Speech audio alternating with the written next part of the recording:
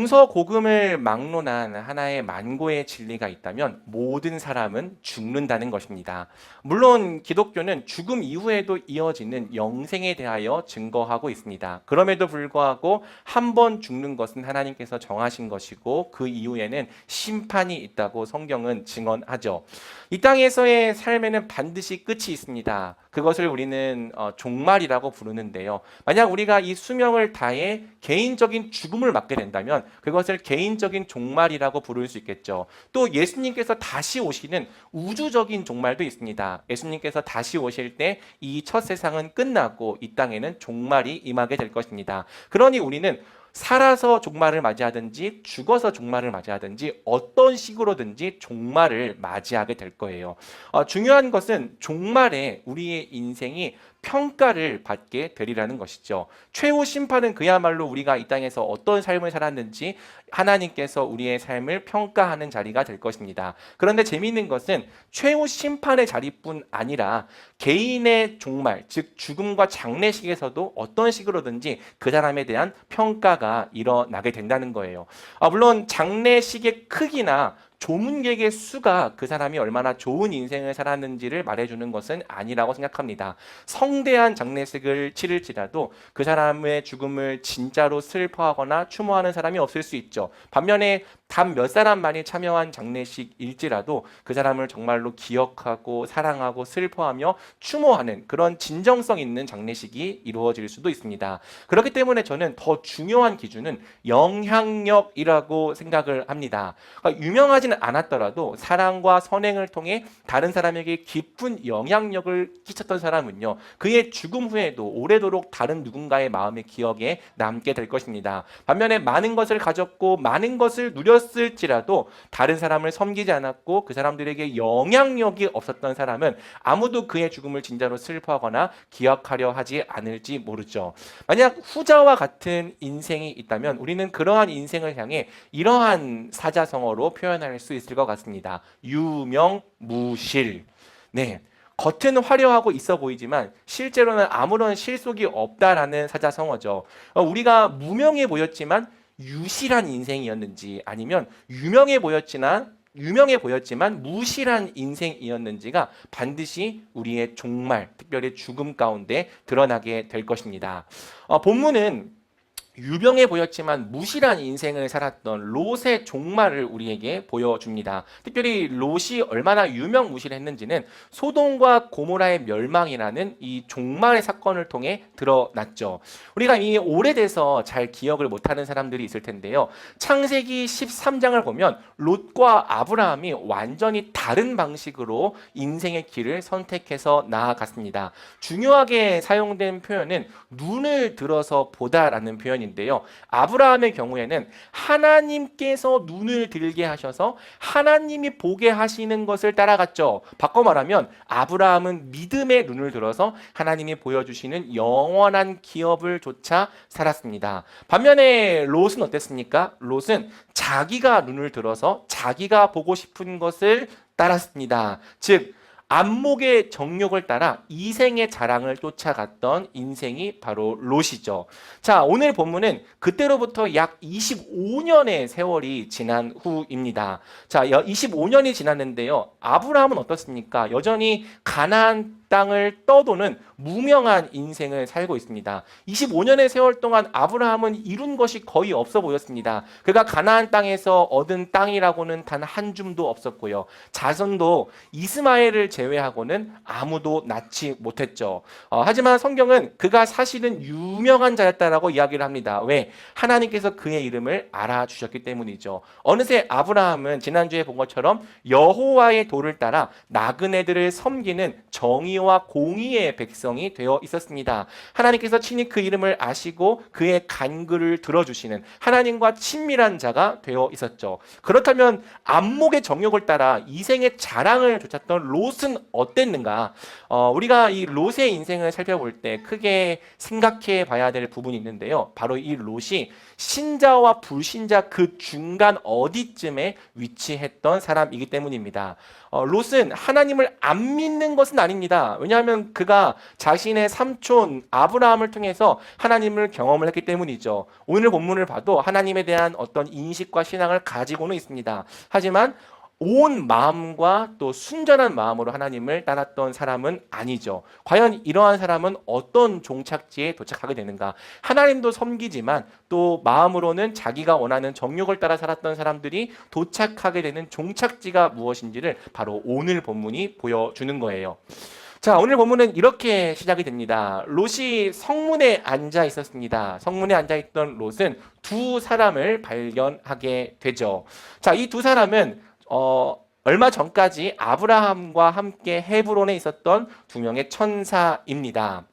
자, 18장과 19장에 대조가 있는데요. 아브라함과 롯 둘 다 앉아 있다가 나그네를 발견했다는 거예요. 그런데 앉아 있는 위치가 좀 다릅니다. 아브라함은 어디에 앉아 있었습니까? 장막 입구에 앉아 있었고, 롯은 어디에 앉아 있습니까? 성문에 앉아 있다고 이야기를 합니다. 성문에 앉아 있는 게 중요한가? 네, 문화를 잘 모르면 성문에 앉아 있다는 것이 그냥 성문에서 의자 깔고 쉬고 있나 보다라고 생각할 수도 있는데요. 성문에 앉아 있다는 건 사실 엄청난 의미입니다. 왜냐하면 성문은 고대 시대에서 재판과 의결이 이루어지는 장소였던 것였기 때문이죠.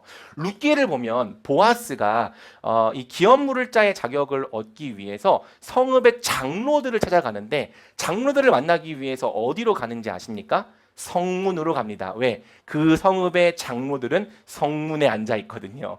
따라서 이 롯이 성문에 앉아 있었다는 것은 그가 어느새 이 소돔이라고 하는 큰 성읍의 장로 또는 고위직에 올랐다는 뜻입니다. 그는 이 소돔이라고 하는 큰 성읍에서 재판권과 의결권을 가진 굉장히 높은 사람이 되어 있던 거죠. 자, 롯의 출세를 보여주는 좀 더 직접적인 증거도 있는데요. 그게 바로 9절에 나타납니다.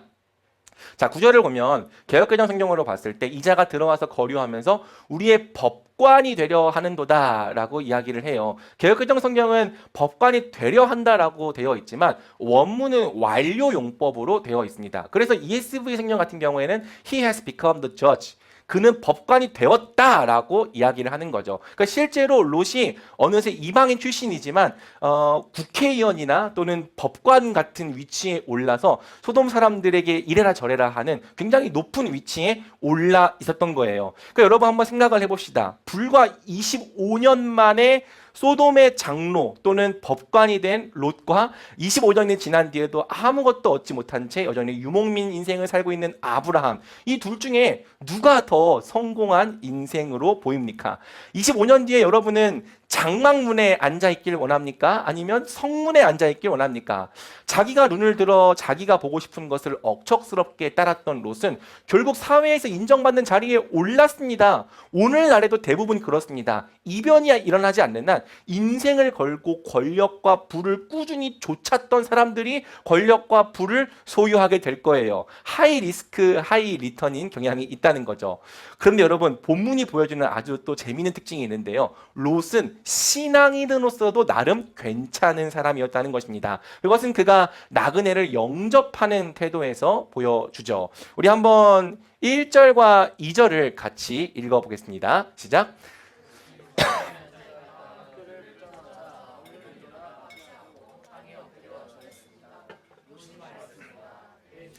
가던 길을 멈추고 주의 종의 집에 들어와 발을 씻고 주무신 후에 아침 일찍 가시던 길을 가십시오.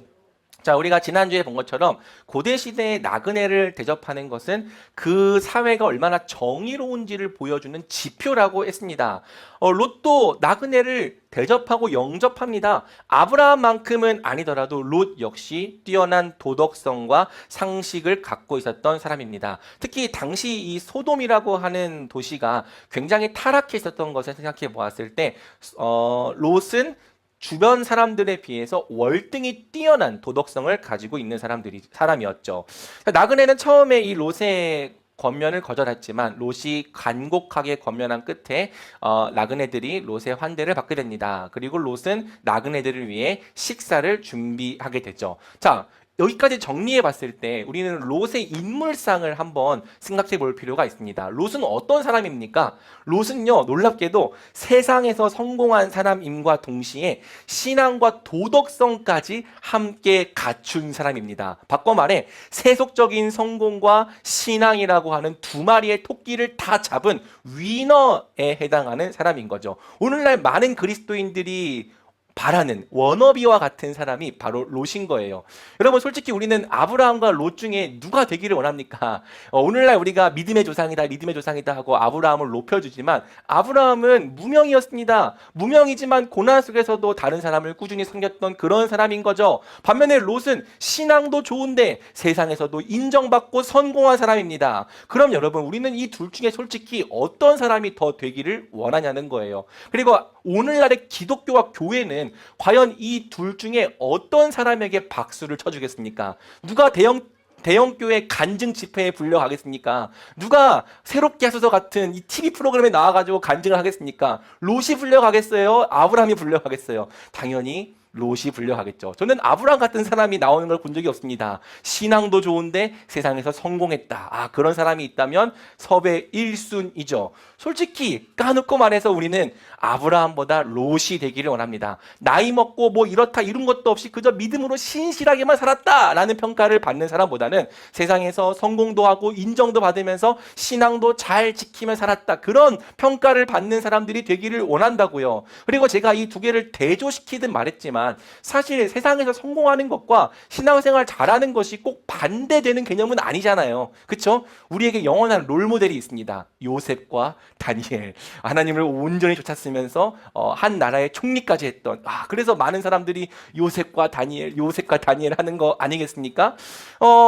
물론 그들은 좀 다른 케이스이긴 해요. 왜냐하면 요셉과 다니엘은 한 번도 그 자리에 가려고 했던 적이 없고 하나님을 온전히 따르다가 하나님께서 그분의 뜻과 목적을 위해 그 자리에 두신 거니까요. 하지만 우리 속에 이런 생각이 있는 거죠. 뭐로 가나 기어가나 서울만 가면 그만이다. 일단 성공부터 한 다음에 신앙 가지면 되는 거 아닌가? 아니면 처음부터 적당히 신앙과 성공을 함께 추구해 가면 되는 거 아닌가라는 생각을 우리가 하게 되는 거죠. 그리고 어떤 경우에도 하나님만 따른다는 이런 틀에 박힌 사고를 하기보다는 필요에 따라서 적당히 절충할 수도 있고 타협할 수도 있는 유연한 사람이 되는 것이 오늘날 이 시대에 더 어울리는 지혜로운 사람처럼 여겨지는 거예요. 여러분, 오해하지 마십시오. 세상에서 잘 되는 것이 진짜 나쁜 게 절대 아닙니다. 저는 여러분들이 잘 되면 좋겠고요. 저도 잘 되면 좋겠습니다. 그것을 위해서 제가 여러분들을 위해 기도하고 있어요. 매번 여러분들을 위해서 기도할 때마다 주님, 정말 삶의 문제가 해결되면 좋겠고 좋은 사람 만났으면 좋겠고 잘 되면 좋겠습니다. 바로 제가 여러분을 위해서 기도하는 사람입니다. 하지만 하나님께서는요, 우리의 동기와 중심, 과정도 함께 보신다는 거죠. 우리가 그것을 무엇을 얻었냐도 중요하지만 그것을 얻기 위한 동기와 과정이 어땠는가를 우리 하나님 중요하게 보시는 거고요. 따라서 비슷한 결과를 얻었을지라도 동기와 과정이 다르다면 그 내적인 본질을 우리 하나님은 완전히 다른 것으로 여기시는 겁니다. 과연 적당히 하나님도 잘 믿으면서 적당히 성공을 좇으며 사는 것이 지혜인가? 어떻게 보면 그게 오늘날 우리가 봤을 때 지혜로운 사람일 수도 있을 텐데요. 오늘 본문에서 이 롯이 살아온 인생의 가치를 저울에 달아보는 사건이 등장합니다. 그게 뭡니까? 하나님의 심판이죠. 만약 심판이 없다면 롯처럼 사는 게 가장 지혜로운 인생일 거예요. 하지만 성경은 심판이 있다고 말합니다. 심판을 통해 우리 인생이 정말 어떠했는지가 낱낱이 평가받고 드러나게 될 것이라고 오늘 본문은 이야기를 하고 있는 거죠. 자, 여러분, 오늘 본문은 먼저 심판이 일어나기 전부터 롯이 살아왔던 인생의 실체가 무엇이었는지를 밝히기 시작합니다. 자, 다음과 같은 사건이 일어나기 시작하죠. 그들이 잠자리에 들기 전에 그 성의 사람들, 곧 소돔 사람들이 젊은이로부터 늙은이에 이르기까지 사방에서 몰려나와 그 집을 애워쌌습니다. 그들이 롯에게 외쳤습니다. 이 저녁에 너를 찾아온 사람들이 어디 있느냐? 그들을 우리에게로 끌어내라. 우리가 그들을 욕보여야겠다. 여러분, 이 소돔은요, 굉장히 기가 막힌 도시입니다. 밤이 되자 갑자기 사람들이 다 약속이나 한 것처럼 원근, 그러니까 멀리 사는 사람과 가까이 사는 사람, 노소, 늙은 사람과 젊은 사람, 막론하고 다 모여들기 시작합니다. 그리고 그들이 모여드는 이유가 무엇입니까? 오늘 너희에게로 온, 그러니까 롯의 집에 온 나그네를 성적으로 겁탈하겠다는 거죠. 마치 축제처럼 이와 같은 일을 즐기고자 온 마을 사람들이 함께 나타난 거예요. 이 저녁에 너를 찾아온 사람들이 어딨냐? 그들을 우리에게로 끌어내라. 우리가 그들을 욕보여야겠다. 소돔에는 이와 같이 나그네를 겁탈하고 착취하는 기가 막힌 문화가 있었던 거죠. 오늘 본문을 가지고 많은 사람들이 동성애를 비판하는 본문으로 인용합니다. 하지만 단지 동성애만 죄였는가 물어본다면 소돔은 조금 더 심각한 이 실태를 보여줍니다. 온 성읍이 음행을 축제처럼 즐기고 있어요. 그렇죠? 그리고 가정과 성의 질서가 완전히 파괴된 것을 볼 수 있죠. 사회 법과 윤리가 이런 것들을 죄라고 말하고 막아야 되는데 더 이상 그 도시의 법과 윤리는 이러한 행위를 막는데 아무런 자정작용을 못하고 있습니다. 즉 일반 은총, 하나님께서 주신 법과 사회 질서와 윤리를 통해서 죄가 억제되지 않는 상태까지 소돔은 타락한 거예요. 바로 이러한 상태가 되었을 때 하나님은 그것을 그 세상의 끝으로 보시고 심판하시는 거죠. 자, 롯이 이렇게 대답을 합니다. 우리 한번 롯의 대답을 같이 읽어보겠습니다. 시작. 형제들이여, 이런 악한 일을 하지 마시오. 보시오, 내가 두 딸들을 내보낼 테니 그 애들에게 여러분 좋을 대로 하시오. 그러나 이 사람들은 내 집에 들어온 사람들이니 이 사람들에게는 어떤 일도 하지 마시오. 롯은 이렇게 말합니다. 나그네에게는 손을 대지 말라. 대신 내 두 딸을 내보낼 테니 그 두 딸에게 여러분 좋을 대로 하라.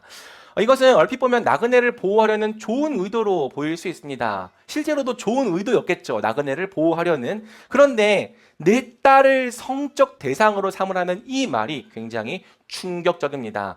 그 상황이 급박했다라는 것을 감안하더라도 이것은 오늘날 우리에게나 이 성경을 처음 읽었던 사람들에게나 충격적인 일이죠.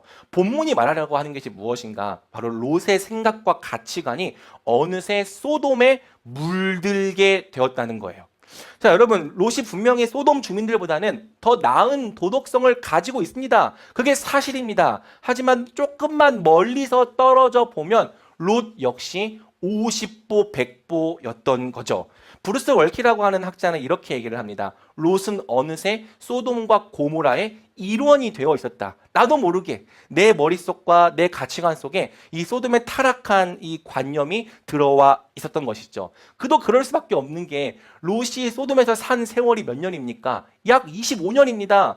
여러분, 그 25년 동안 소돔 주민들이 나그네를 겁탈하는 게 대체 몇 번이나 있었을까요? 과연 오늘 본문이 첫 번째 사건이었을까요? 오늘 본문이 첫 번째 사건이면요, 사람들이 마치 약속이나 한 것처럼 주도하는 사람도 없는데 모여들 수가 없습니다. 그냥 이 주민들은요, 나그네가 올 때마다 다 약속이나 한 것처럼 수차례 나그네들을 겁탈했던 거예요. 롯이 그것에 직접 참여하진 않았을지라도 롯은 그것을 침묵으로 방관해 왔던 거죠. 그가 그러한 죄악들을 침묵으로 방관해 왔기 때문에 그는 아무 문제 없이 그 성읍의 권력자의 자리까지 오를 수 있었던 거죠. 그리고 여러분 생각해 보십시오. 나그네를 겁탈하는 걸 축제처럼 즐기는 사회입니다. 그럼 다른 부분은 어땠을까요? 다른 부분은 의롭고 정의로웠을까요? 그럴 리가 없잖아요. 다른 부분에서도 소돔과 고모라는 타락한 사회였습니다. 사회 전반에 걸쳐서 성과 가정과 윤리가 무너진 사회였습니다. 음행이 죄처럼 여겨지지 않는 사회였습니다.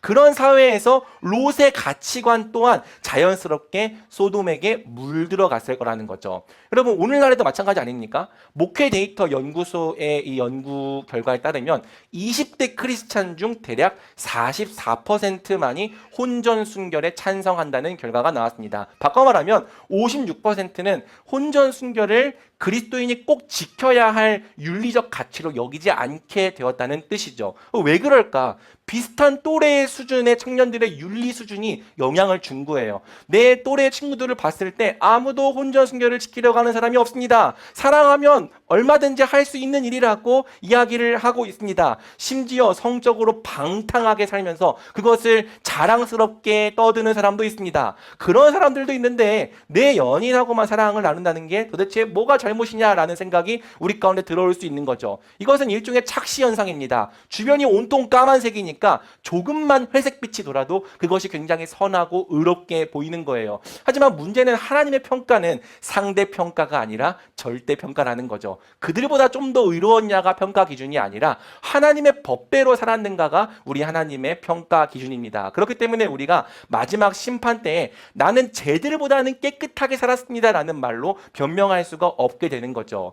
롯도 마찬가지였어요. 나그네를 습관적으로 겁탈하는 세상에서 아무도 성적인 윤리를 지키려 하지 않는 상황에서 그의 도덕성이 조금 더 괜찮을 수는 있었지만 그 역시 소돔과 고모라에 동화되어 있었던 거죠. 그러니 딸들을 한번 내어주는 일쯤이야. 물론 지금까지 잘 지켜온 게 아깝긴 하지만 그 정도는 괜찮다라고 생각을 하지 않았을까. 롯은 어느새 소돔을 닮게 된 거예요. 자, 여러분 더 중요한 게 뭐냐면요. 롯이 이렇게 말했을 때 사람들이 롯에게 보인 반응입니다. 우리 9절을 함께 읽어보겠습니다. 시작. 그들이 저리 비켜라 하고 외치며 다시 말했습니다. 우리를 다스리고자 하는구나. 이제 우리가 너를 더 혼내 주어야겠다. 그들은 롯을 밀치고 문을 부수려고 했습니다.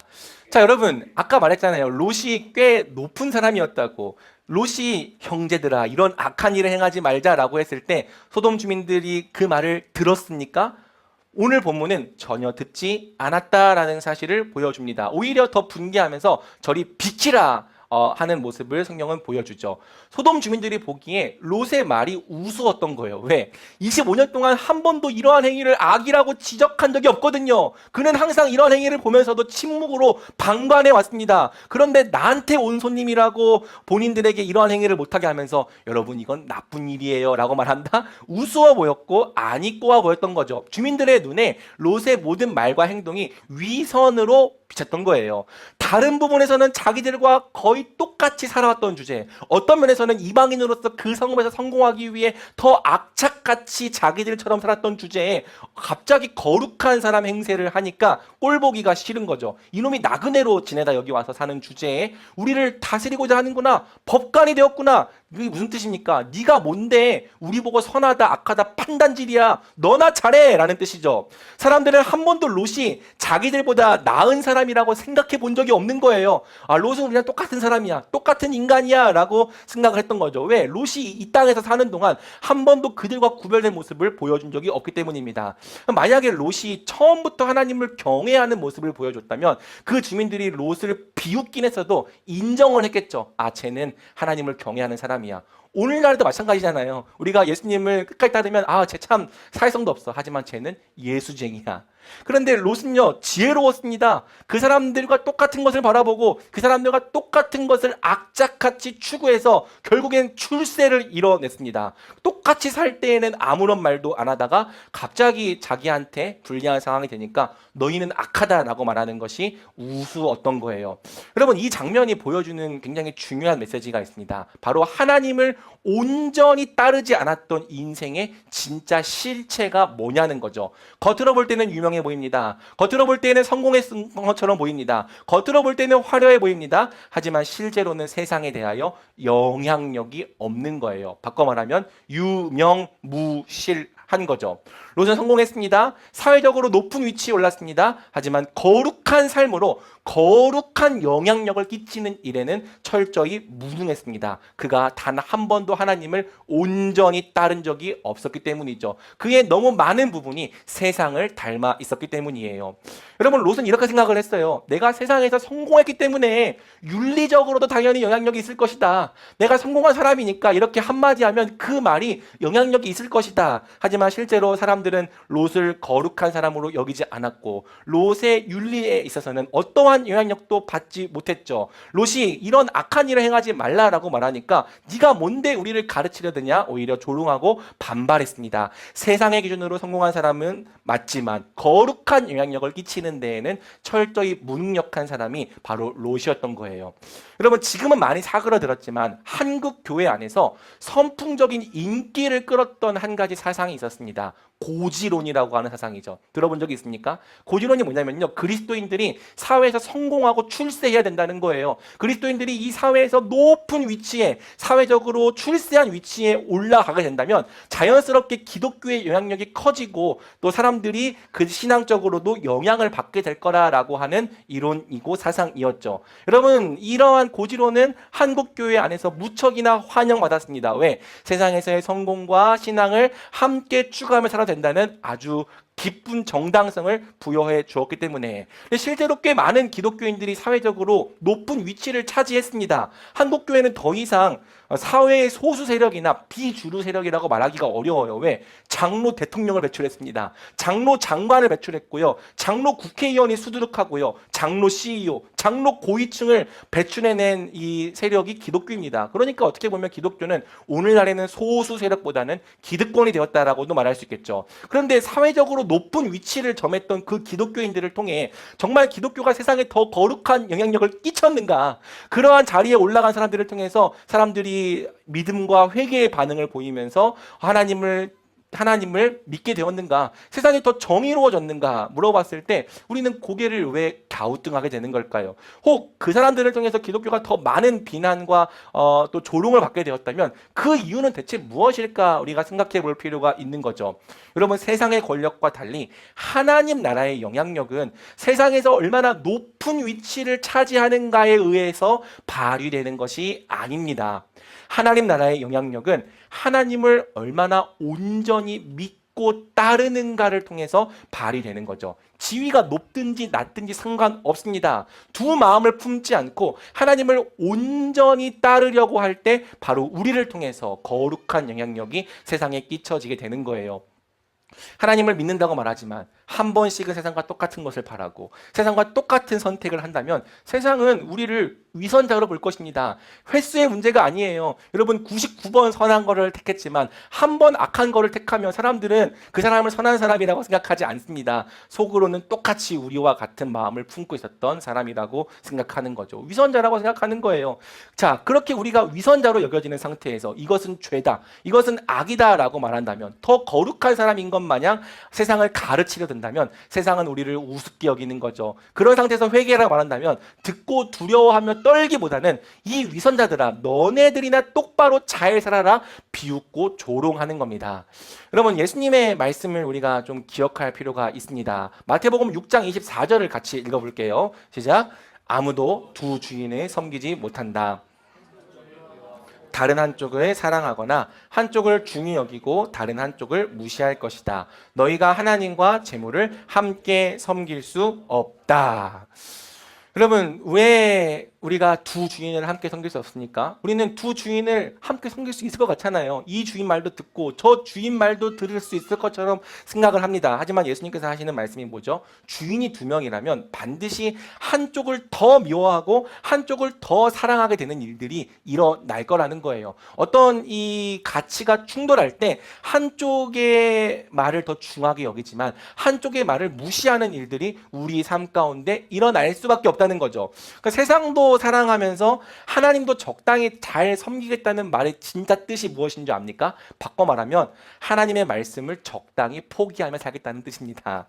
세상에서 내가 얻고 싶은 것과 하나님의 말씀이 부딪힐 때마다, 이 땅의 가치와 하나님 나라의 가치가 부딪힐 때마다 만약 내가 갖고 싶은 게 이 땅의 가치라면 어느 정도는 하나님의 말씀을 모르는 척하고 거부하며 살겠다라는 뜻이죠. 그렇게 살면 적당히 세상도 사랑하고 적당히 하나님도 섬기는 그런 삶이 가능할지 몰라요. 아까 말한 것처럼 유연해 보이고 세상 사람들이 볼 때 지혜로운 사람처럼 보일지도 모릅니다. 하지만 뭐가 불가능합니까? 하나님을 온전히 따르며 사는 것이 불가능합니다. 세상과 다르게 사는 것이 불가능합니다. 거룩하고 구별되게 사는 것이 불가능합니다. 그리고 거룩하지 않다면 세상에 거룩한 영향력을 끼치는 것도 불가능한 거죠. 세상은 자기들과 도토리 키재기 수준으로 살아가는 사람들이 이건 죄다, 이렇게 살면 심판받는다, 회개하라고 말해봤자 듣자마자 코웃음 치는 거예요. 솔직히 오늘날 우리 기독교인들의 수준이 그렇기 때문에 사람들이 우리가 회개하라 말하는 것들에 대해서 심각하게 받아들이지 않는 것 아니겠습니까? 하나님을 온전히 따르지 않았던 인생이 결국에는 유명무실한 이유가 바로 여기 있는 거죠. 하나님과 세상을 겸하여 생겼던 사람은 그가 세상에서 무엇을 이루었든지 이 땅 가운데 빛과 소금이 되는 일에 아무 짝에도 쓸모가 없는 겁니다. 자, 두 번째로 성경은요, 롯이 남과 자기 자신을 구원하는 일에 있어서도 무능했다는 사실을 고발하죠. 자, 롯이 위기에 놓이자 천사들이 롯을 구출해냅니다. 천사들은 주민들의 눈을 일시적으로 멀게 해서 집의 문을 찾을 수 없게 만들죠. 자, 그리고 천사가 롯에게 하는 말이 이건데요. 우리 12절과 13절은 같이 읽어보겠습니다. 시작.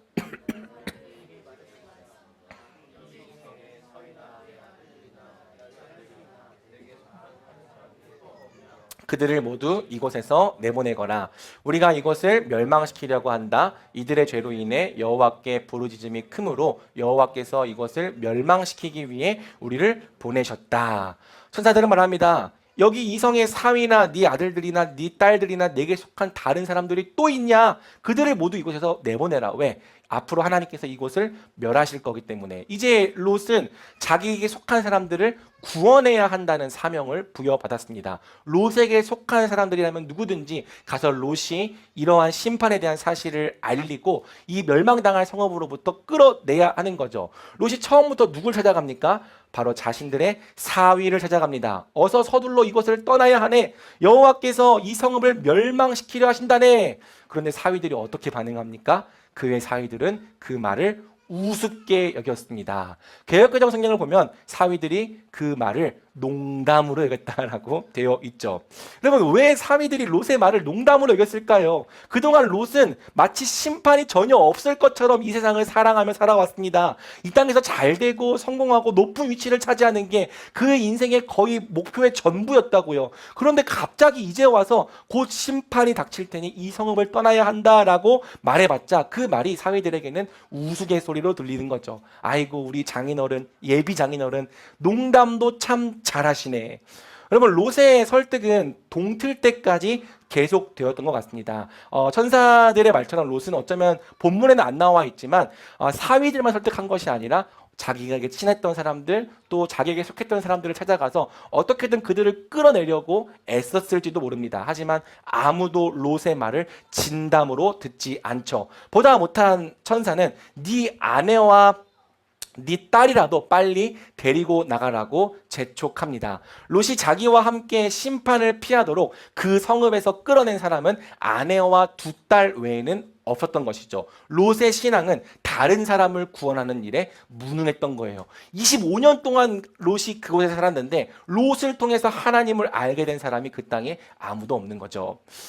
또 놀라운 것은요, 롯이 자기 자신을 구원하는데도 무능했다라는 걸 성경이 보여줍니다. 16절을 보면요, 롯이 계속 꾸물거리고 지체합니다. 그러면 롯이 왜 계속 꾸물거리고 지체했을까요? 바로 그 성읍에 미련이 남았기 때문이죠. 평생에 걸쳐 이 성읍에서 이루어 놓은 것들을 롯은 절대 포기할 수 없는 거예요.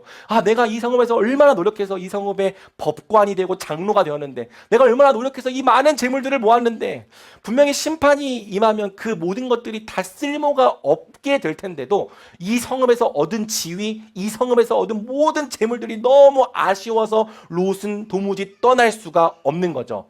여러분, 이런 면을 봤을 때 롯은 구원받을 사람보다는 멸망당할 소돔의 주민들을 더 많이 닮아 있습니다.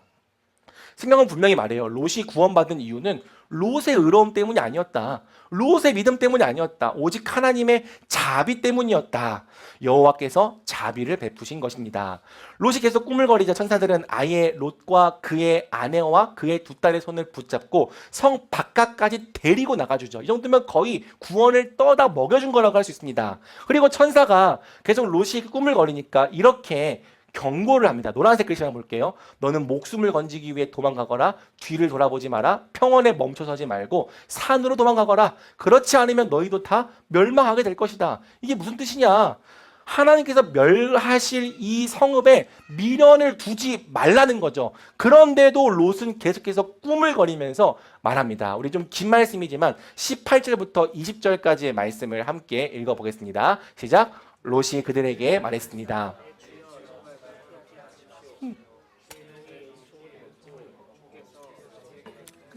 베풀어 제 목숨을 살려주셨지만 저는 저 산까지 도망갈 수 없습니다. 저 산에 이르기도 전에 이 재앙이 미쳐서 제가 죽을지도 모릅니다. 보십시오. 저기 있는 성이 도망치기에도 가깝고 작은 마을이니 제가 그곳으로 도망치게 해주십시오. 그러면 제 목숨이 보존될 것입니다. 자, 여러분, 정말 이 멸망당할 수밖에 없는 급박한 상황입니다. 빨리 한시라도 산까지 도망가야 하는 상황입니다. 그런데 롯은 이렇게 말해요. 저는 저 산까지 갈 수가 없습니다. 가다가 재앙을 만나 죽을까 두렵습니다. 일각을 다투는 위기 상황에서 저 가까운 성으로 가면 안 되겠냐 같은 소리를 롯이 하고 있는 거죠. 여러분, 거리도 거리지만 롯은 산으로 가기 싫었습니다. 왜? 이제까지 살아왔던 도시적인 삶을 포기할 수가 없는 거예요. 난 도시에서 살아야 돼. 도시가 주는 혜택, 도시가 주는 어떤 유흥, 도시가 주는 그 수많은 문화, 그 도시 없이는 살 수 없습니다. 그러니 나를 위해서 저 작은 도시 하나쯤은 남겨달라고 롯이 이야기를 하고 있는 거예요. 여러분, 천사 입장에서는요, 속이 터질 노릇이죠. 제가 솔직히 천사잖아요. 넌 안 되겠다. 그냥 여기서 죽어라. 이러고 버리고 갈 것 같아요. 그런데 참을성이 많으신 하나님은 여기까지 자비를 베푸셨다고 성경은 이야기를 하는 거예요. 보아라, 내가 이 일에도 네 부탁을 들어주겠다. 그러니 빨리 가. 빨리 가. 저 성읍이라서 빨리 가. 라고 이제 이야기를 하게 되는 거죠. 성경이 보여주는 게 뭡니까? 롯은 구원받을 만한 의인이 전혀 아니었던 겁니다. 그럼에도 불구하고 그가 구원받았던 이유는 하나님의 큰 자비와 오래 참으심이 있었기 때문이고요. 결정적으로 29절은 말합니다. 아브라함의 기도가 그 배후에 있었다. 하나님께서 그 들판의 성들을 멸망시키실 때 아브라함을 기억하셨습니다. 그래서 롯이 살던 성들을 뒤엎으실 때 그 뒤엎으심 가운데서 롯을 구해 주셨습니다. 그러니까 여러분, 두 사람 간의 명백한 대조가 있죠. 아브라함은요, 이룬 것이 없는 무명한 인생처럼 보였지만 그의 기도는 롯을 구원합니다. 그런데 롯은 어떻습니까? 화려해 보였고 성공한 인생처럼 보였지만 남과 자기 자신을 구원하는 일에 무능한 거죠. 그저 무명한 삼촌의 기도 덕분에 겨우 구원을 받는 사람으로 본문에서 그려지고 있는 거예요. 하나님을 온전히 따르지 않았던 인생의 두 번째 특징이 무엇입니까? 다른 사람을 구원하는 일에 무능한 겁니다. 자기 자신의 구원도 확실하지가 않은 거죠. 그가 세상에서 이룬 일들에 대해서는 영향력이 있을지 모르겠지만 한 사람의 영혼을 구원하는 일에서는 철저히 무능한 거예요. 평생을 신앙생활했어도 나를 통해서 하나님을 알게 되는 사람이 없고 나를 통해서 복음을 믿게 되는 사람이 없고 나를 통해서 예수님을 영접하게 되는 사람이 한 명도 없는 거죠. 뿐만 아니라 그 사람들은 어쩌면 자신의 구원조차 불확실합니다. 만약 누군가가 옆에서 그 사람을 붙잡아주지 않았더라면, 누군가가 옆에서 그 사람을 위해 기도해주지 않았더라면 그는 마지막까지 믿음을 지킬 수 있을지도 확실하지가 않은 사람인 거죠. 그를 통해 아무도 구원받은 사람이 없었다. 다른 사람은커녕 자기 자신조차 겨우 구원받았다 라고 한다면 그의 믿음이 얼마나 유명무실합니까? 심판의 때에 다른 사람도 구원하지 못하고 자기 자신도 구원해서 멀리 떨어져 있었던 사람이 바로 롯입니다. 만약 우리 인생이 롯과 같다면 우리도 유명무실한 인생이다라고 성경은 이야기를 하고 있는 거예요. 자, 이제 마지막입니다. 24절과 38절은 하나님을 온전히 따르지 않았던 롯의 인생이 결국 어떤 결말을 맞이하게 되는지를 우리에게 보여줍니다. 세상에 영향력이 없는 것도 비참하고 자기 자신과 남을 구원하는 일에 무능력한 것도 비참하지만 가장 비참한 것은 그의 인생의 결말이었습니다. 그는 그의 인생의 마지막에서 아무것도 결실로 남기지 못했거든요. 롯이 성읍을 떠난 후 하나님은 소돔과 고모라를 불과 유황으로 심판하십니다. 하나님은 심판하시는 분이에요. 죄인들을 향해 오래 참으시지만, 정말 오래 참으시지만 그렇다고 죄를 그냥 내버려 두지 않으시고 반드시 심판하시는 공의로우신 분입니다. 갈 때까지 가버린 소돔과 고모라를 하나님은 심판하셨습니다. 마찬가지로 이 세상에도 끝이 있을 거라고 성경은 이야기를 하고 있습니다. 더 이상 이 땅에 죄가 편만하여 하나님께서 끝내야 되는 상황이 되었을 때 하나님은 이 땅에 최후의 심판을 행할 것이라고 성경은 이야기를 하고 있죠. 여러분, 이 소돔과 고모라의 유황과 불이 내리자 롯이 평생에 걸쳐 모았던 재산과 지위가 한순간에 불타버렸습니다. 롯은 결국 심판 때에 다 불타고 없어져 버릴 것들을 얻기 위해 평생을 헛되이 살아온 사람이 되어버리죠. 하나님을 온전히 따르지 않았던 인생의 유명무실한 진짜 이유가 무엇이냐? 심판이 있다는 거예요. 여러분, 성경은 분명히 이야기합니다. 하나님은 마지막 때에 이 세상에 속한 썩어질 것들을 다 불로 멸하실 겁니다. 그리고 그때가 되면 썩어질 것들을 위해 살아왔던 우리 인생의 모든 시간이 다 헛된 것으로 드러나게 될 것입니다. 바울이 이렇게 얘기를 해요. 만일 누가 이 기초 위에 금이나 은이나 보석이나 나무나 풀이나 짚으로 건물을 세우면 각 사람이 들인 정성과 힘이 드러날 것입니다. 즉 우리의 인생은 각자 무언가를 쌓는 인생이 될 거라는 거죠. 그리고 마지막 심판 때 하나님은 불을 통해서 우리가 정말 무언가를 남겼는지 테스트를 하는데요. 불로 태웠을 때 만약에 그것이 남아있다면 상을 받지만 불로 태웠을 때 그것이 다 사라져 버린다면 그 사람은 해를 입을 것이다. 그 자신만 구원을 받지만 마치 불길을 간신히 피해 부끄럽게 구원받는 사람과 같을 것이다 라고 성경은 이야기를 하는 거죠. 여러분에게는 마지막 때에 남길 일들이 있습니까? 혹시 우리는 다 썩어지고 없어지고 불타버릴 것들을 위해서만 우리 인생을 들이며 살아가고 있지 않습니까? 롯은 그 인생의 마지막에 그가 행했던 모든 일들을 아무것도 결실로 남기지 못했습니다. 그리고 롯은 자기의 가족조차 결실로 남기지 못하죠. 26절을 보면 롯의 아내는 심판받는 성읍을 뒤돌아보았다가 소금 기둥이 되어버립니다. 무슨 뜻입니까? 롯의 아내는 끝끝내 구원받지 못했던 거예요. 왜? 롯과 함께 살면서 롯을 통해 하나님을 전혀 배우지 못했거든요. 반생을 롯과 함께 살면서도 언제나 소돔의 가치관으로 살아가는 소돔 사람이었기 때문입니다. 그래서 몸은 성읍을 빠져나왔어도 마음은 여전히 소돔에 있었고요. 결국 함께 멸망을 당하는 거죠. 롯은 평생 자기와 함께 살았던 자기 아내를 결실로 남기지 못했습니다. 그리고 본문은 보여주죠. 롯이 자기의 두 딸조차 결국 결실로 남기지 못했다는 걸요. 롯은 소돔의 멸망을 보고 두려워해서 두 딸과 함께 산으로 갑니다. 처음에는 도시의 삶을 포기할 수 없었지만 그 도시들이 멸망당하는 모습을 보고 롯은 심판을 두려워서 산으로 가게 된 거예요. 그리고 동굴 속에 거주하면서 모든 것을 잃어버린 롯은 아무런 삶의 목적이나 희망 없이 그저 페인처럼 하루하루를 살아가는 삶을 지속하게 되죠. 이러한 삶이 계속되자 롯의 두 딸이 이런 생각을 하게 됩니다. 큰딸이 작은딸에게 말했습니다. 우리 아버지는 늙으셨는데 이 땅에는 세상의 관습을 따라 우리와 결혼할 사람이 없구나. 자, 우리가 아버지에게 술을 마시게 하고 아버지와 동침해 우리 아버지의 자손을 보존하자. 무슨 뜻입니까?